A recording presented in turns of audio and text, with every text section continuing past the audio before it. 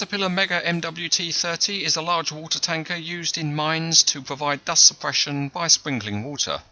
The vehicle is based on a Caterpillar 785D mining truck, which is converted by the Mega Corporation by the addition of a 30,000 gallon water tank.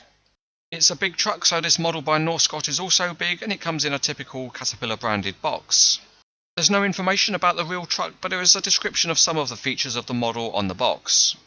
The packaging robustly protects the model from shipping damage, but it doesn't protect the collector from a few frustrating minutes trying to get the model free.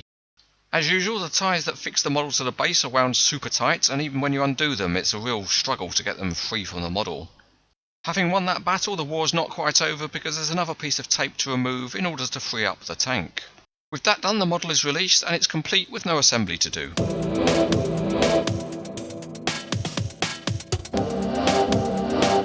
The chassis is heavily constructed, although there's no engine or transmission detail visible.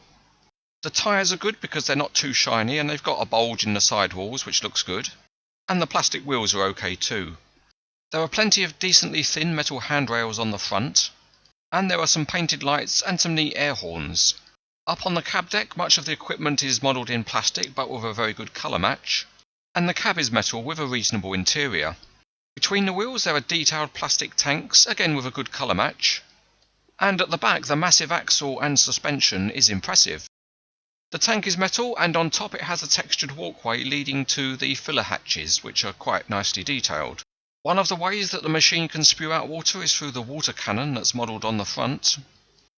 At the back there's a spraying bar with valves, and that's all modelled in metal.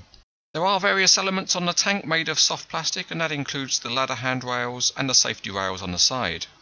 But health and safety is wasted on the CranesEtcTV team. They must think they're made of unbreakable plastic or something.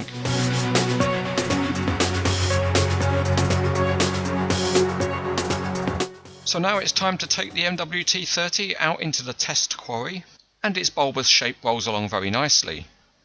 Both the front and the rear wheels are very free spinning, and a very nice feature is the heavy sprung suspension on the rear axle.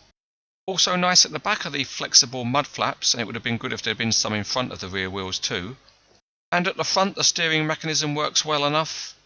You can achieve a sensible angle before the tyres foul on the tanks behind, and it pushes along just fine in a reasonable curve.